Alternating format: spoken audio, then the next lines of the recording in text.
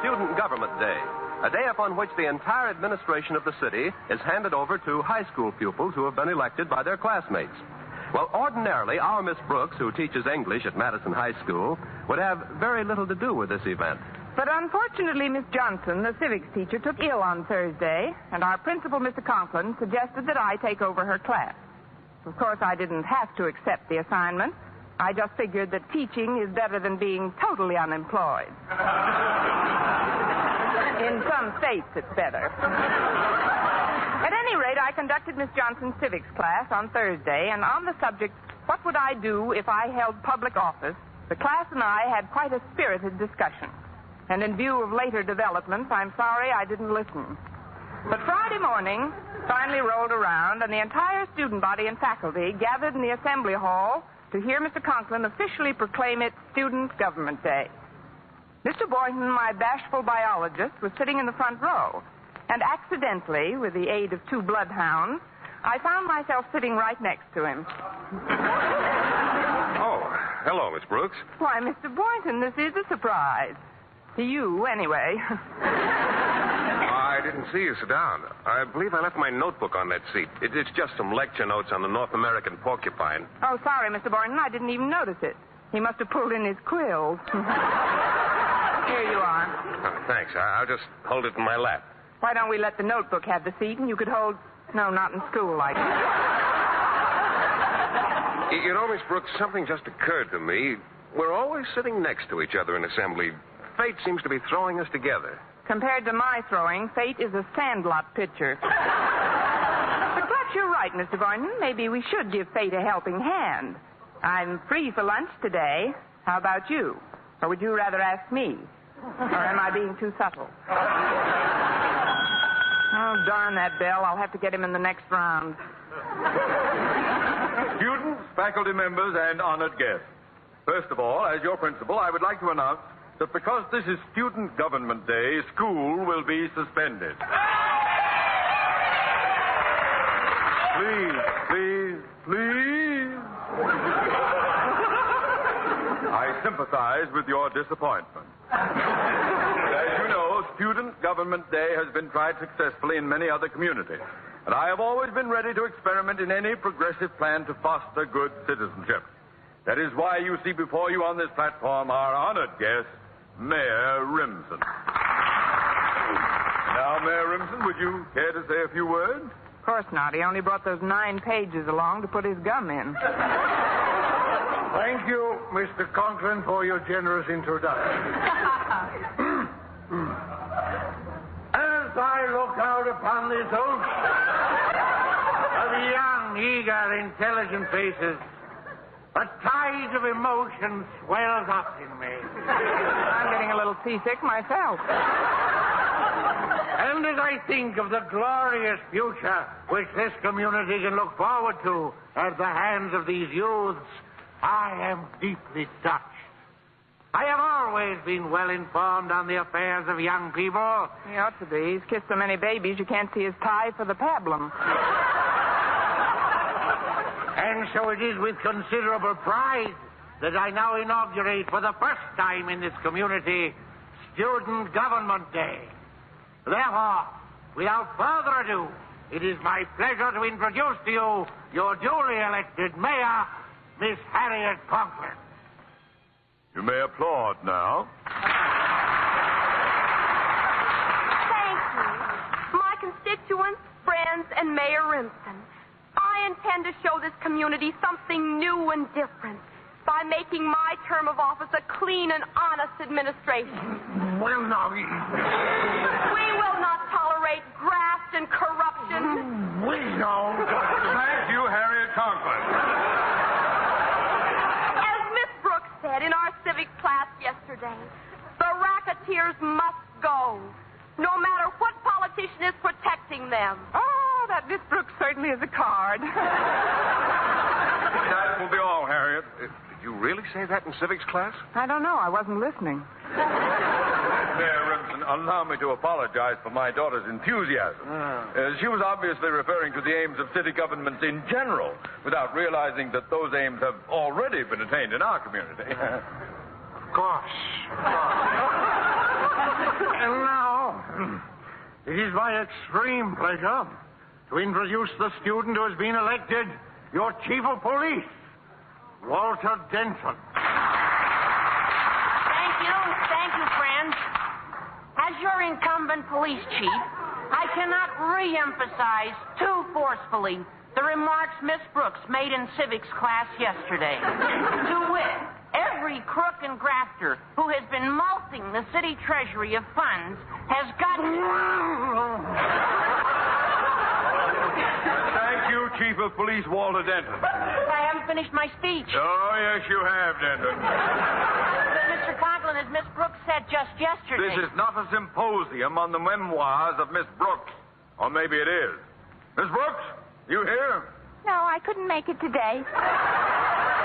What's that? Oh, there you are. Before we go any further, isn't there something you'd like to say? Yes, sir. Is there a doctor in the house?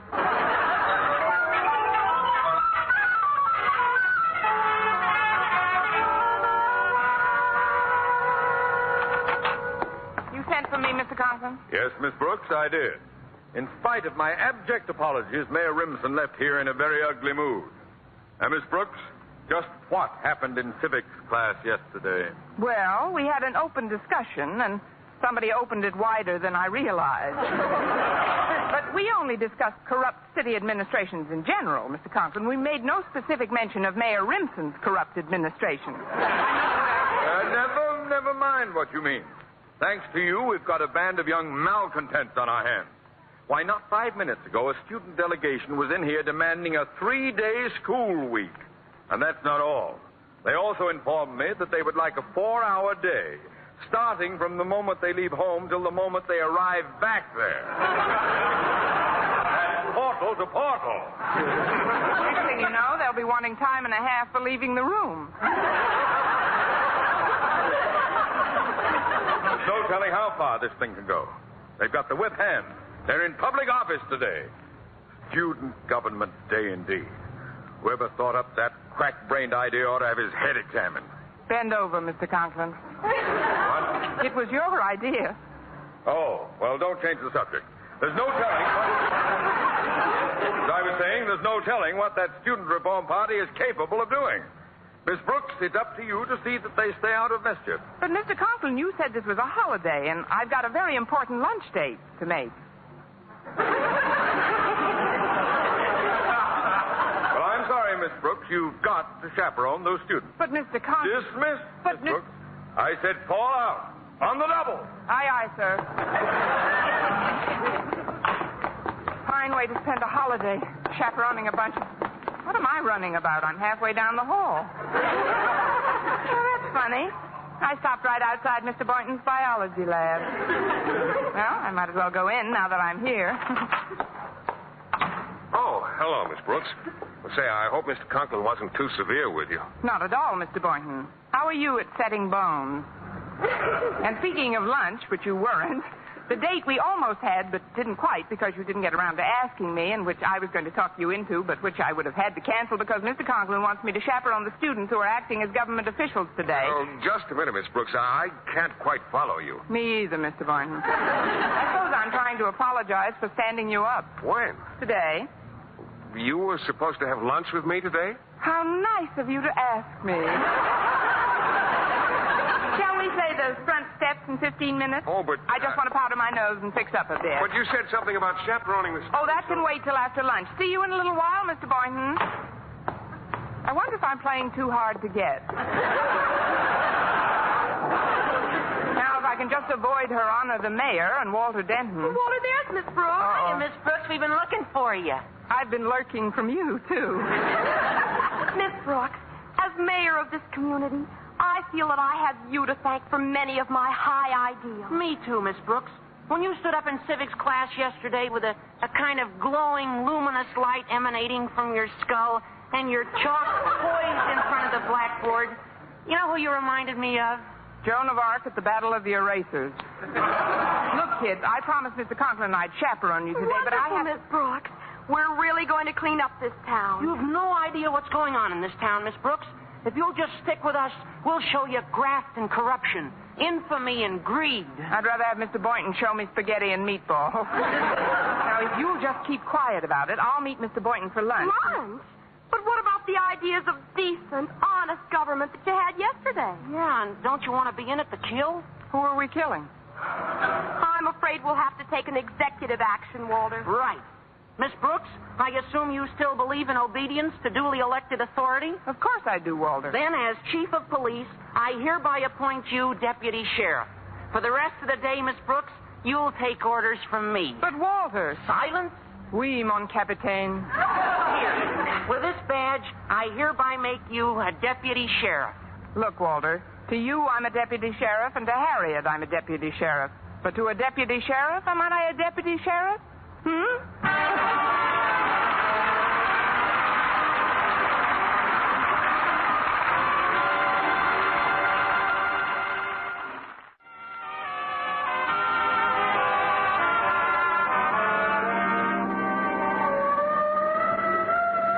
You'd better pull over, Walter. Why, Miss Brooks? Oh, the siren. No, that's on our car. I put it on this morning.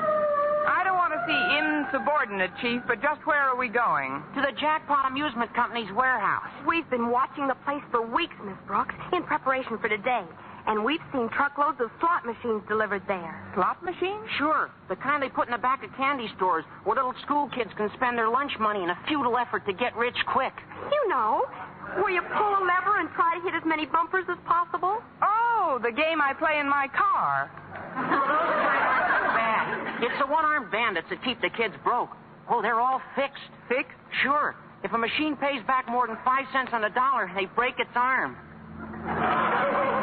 Here we are, the Jackpot Amusement Company. What are we going to do here? We're going to raid the place. We three? No, there's another bunch of kids coming any minute. You see, the fire commissioner had to go home and change his pants. He tore him sliding down the pole at the firehouse. Well, are you all ready, men? Speaking for some of us men, no. Now, when I blow my police whistle, we'll charge. Sorry, I don't have an account here. Let's go. I'm with you, Walter. Oh, now, Walter, Harriet, listen. Let's go to a movie. Open up in the name of the law. Are you going to open up, or do we have to break it in? Walter, please. Stand in back of Miss Brooks, Harriet. Oh, fine. Now they're going to use me for a battering ram. What's going on out here? Trick or treat. What's that? Are you one of the employees of the Jackpot Amusement Company? What if I am? You're under arrest. What? Miss Brooks, you're a deputy sheriff. Arrest this man. Pull over to the curb, bud. Look, lady, I'm a busy man. Why don't you just take your kids over to the playground and shove them down a sharp slide? Now beat it. Oh, resisting arrest, eh? This may go hard with you, my good man. What's going on here? Who blew the police whistle? I did. Officer, arrest this man. What did he do? He tried to get fresh with you, lady. No, and that's the story of my life. And what do you want him arrested for? Yours not to reason why. As your chief of police, I gave an order. Your duty is to obey. How does that go again, Sonny? You heard him, officer. As mayor, I decree that you arrest this individual. Now, let me get this straight. You're the mayor, and he's the chief of police. Ah. Who are you, lady? I'm Joan of Arc, and stop breathing on my armor. I do not wish to be rude, but I have to go in now. You see, I am Little Miss Muffet, and I have to go sit on my tuffet for a while. This is your last chance, officer. Arrest that man in there, or tomorrow you'll be pounding a beat in a swamp. Oh, pounding a beat in the swamp, is it? Do you realize this is insubordination? Oh, insubordination, is it? You've just got to arrest that man. Oh, arrest that man, is it? This is getting monotonous, was it? Look, folks, why don't you all run along and we'll forget about the whole thing? Oh, that settles it. Miss Brooks, arrest this policeman.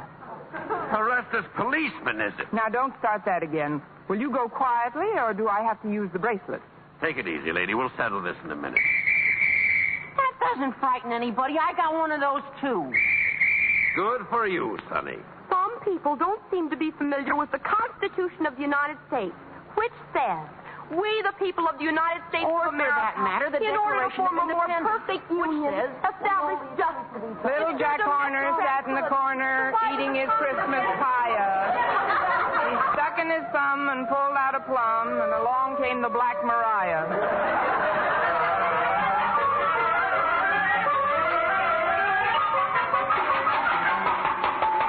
Guard! Oh, guard!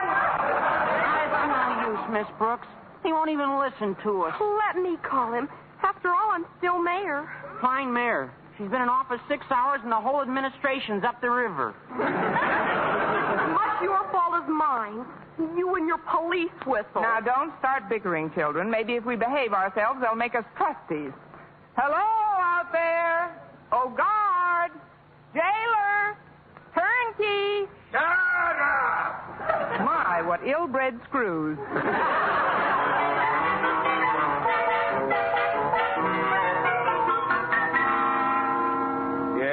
Yes, Mrs. Denton, I'll call you the minute I hear from Walter. Goodbye. Imagine that, Martha. Mrs. Denton wanted me to call the police department. How would they know where her son Walter is? I can't understand it, Martha. You can't understand what, Osgood. That's the fifth parent who's called me up to ask why her child hasn't come home for dinner yet. You'd think they'd keep track of their children and not suddenly discover at 7 o'clock that they haven't come home for dinner yet. By the way, where's Harriet? She hasn't come home for dinner yet. What? Well, don't just stand there. Do something. Call Miss Brooks. I put the children in her charge. Call the police. The Bureau of Missing Persons. Get the district attorney. Contact the mayor. Find out if there's somebody else. Why don't they... Well, maybe you could get hold of them. But I don't know what you're just standing there for. I'm here to... Why you're not concerned? Why don't you do something? Here, go on. Osgood! Sometimes you sound like a walrus caught in a Turkish bath. I did call Miss Brooks. Mrs. Davis says she wasn't home yet. Poor woman. She's had dinner on since 6. She's terribly worried about her stewed tomatoes. Please stop sniveling about Mrs. Davis's tomatoes. We've got our own tomato to worry about. Please, dear, calm down a little. Here, have some fruit. It's very good for the nerves. I don't want any fruit. Oh, that's probably Harriet now. I'll answer it. I must lose my temper. I must be calm. Hello? Osgood, you're talking in a banana. No wonder with the house all cluttered up with fruit bowls. Hello? Is that you, Harriet? No, Osgood. This is Margaret Davis. Oh. I've just had a call from Miss Brooks. You have? Yes, Osgood. Harriet, Walter Denton, and several of the other students are with her. Oh, well, thank heaven. Tell me, Margaret, where are the children and Miss Brooks? They're in jail, Osgood. Fine. You see, Martha, I told you there was nothing to worry about. Miss Brooks and the children are all in jail. Hey! Martha, take this phone out of my hands and put back the banana.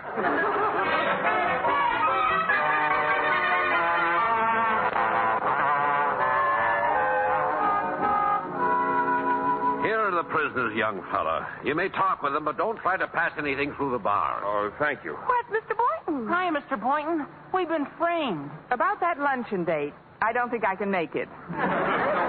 What is all this, Miss Brooks? Haven't you heard? We're celebrating Student Convict Day. We were only doing our duty as public servants. But Mayor Rimson must have forgotten to notify any of the other authorities. Yeah, we raided some racketeers, and the next thing we knew, we were in the pie wagon. They have no right to hold you here. Oh, officer. Officer. What is it now? Why, there's been a mistake. Please open this cell and let these people out of here. Oh, let these people out of here, is it? Well, yes, it just happens that I've had quite a bit of legal training in addition to my biological background, and I can tell you that you have no legal basis upon which to hold them any longer. Good for you, Mr. Boynton. I'm telling him, Mr. B. And furthermore, I'm sure you don't want to get into any trouble. Oh, I don't I? Tell him you'll have him pounding a beet in the swamp. If you persist in this belligerent attitude, you're liable to be pounding a beet in a swamp. That's done it. I knew you'd see it my way. At last, Mr. Boynton, just you and I and the children. Sir, I don't don't belong in this cell. Now behave yourself, or I'll put you in solitary. Oh, there you are, Connie. Why, it's Mrs. Davis. I would have been here sooner, but I just had to stop at the mass meeting. What mass meeting, Mrs. Davis? Oh, Mr. Boynton is with you. How nice. Please, Mrs. Davis, we've got to get out of here now. If you'll only... Everybody in town was there, Connie. And I told them what you said to me on the phone about Student Government Day being run all wrong. Good for you, Mrs. Davis. Now maybe we'll get some action. Where's the Brooks cell? The line forms on your left. I also told those parents how you said that if you had been running Student Government Day instead of Mr. Conklin, there wouldn't have been so much dunderheaded bumbling. Bumbling? Oh, hello, Osgood. We were just talking about you. Anybody want to buy a used teacher's license? Well, I guess I'll be running along. Now that Mr. Conklin's here, I'm sure there's nothing further to worry about. Miss Brooks, how could you put... Why did you have to... When were you... Oh, please, Mr. Conklin, remember your blood pressure. It wasn't Miss Brooks' fault, Daddy. Don't blame her. And you, Harry, in prison. How could you do this to me? My own flesh and blood.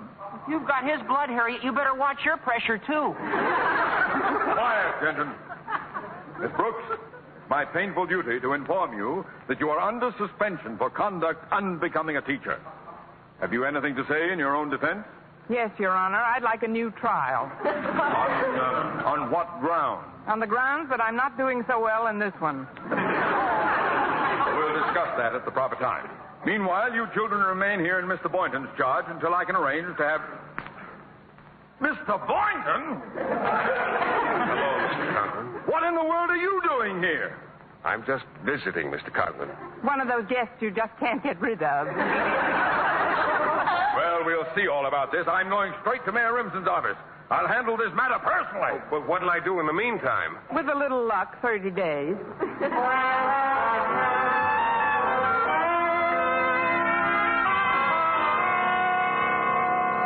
You've done a lot for me, H.J., but I can't understand why we're dumping this slot machine deal. Because it's too hot, Mayor. Besides, our cut ain't big enough. Also, the people are up in arms. The people, what do they know about it? Ed, I'm surprised at you. What do my initials stand for? H.J., Honest Jim. I'm the people's friend, Ed, and we got an election coming up. We can't afford to let the people get upset, or the first thing you know, they'll start thinking for themselves. And then where are we? Okay, Jim, okay. I'll have the jackpot company get rid of those machines right away. No, I've got a better idea. Ed, you're going to make yourself a hero with every parent in this community. Huh? You're going to let the kids do this job, the kids who were elected to public office for this one day. Wonderful, Jim, wonderful. I'll call all my department heads, and I'll tell them the students holding office that I have complete authority. Fine, Ed. It's democracy in action. That's what it is. Yes, sir, democracy in action. And Mayor Remsen is solidly behind it. Until after election.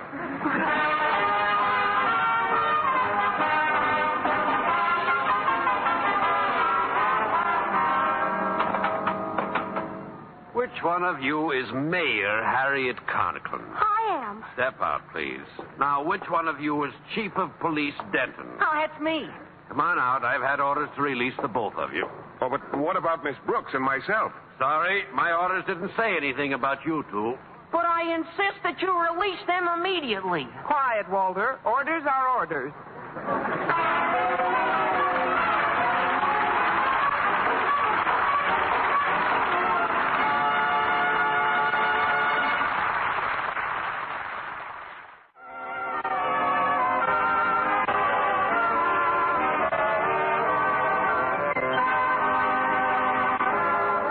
And now, once again, here is our Miss Brooks. Well, in spite of everything, Walter and Harriet got us out of jail promptly. And that wasn't the only thing Student Government Day accomplished. The racketeers left town almost immediately. In fact, the very next day, Walter took me out to the jackpot warehouse for a last look at the place. Pretty deserted now, isn't it? Yes, it is, Walter. Let's go in and see if they've cleaned out the slot machine. I'm going to look around in back, Miss Brooks. Go ahead, Walter. Hey, here's one of those nickel machines. What a racket. Naturally, 2 lemons and an anchovy. If I've said it once, I've said it 1,000 times. Crime does not pay.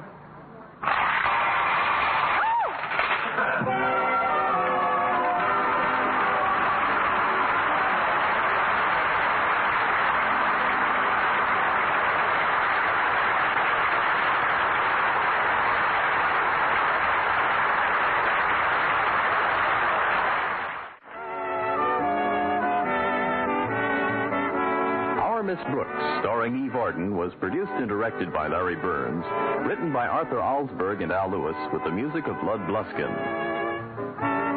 Mr. Conklin was played by Gail Gordon. This program came to you from the Frankfurt studios of the American Forces Network Europe and was prepared for rebroadcast over this network by specialist Ed Barron.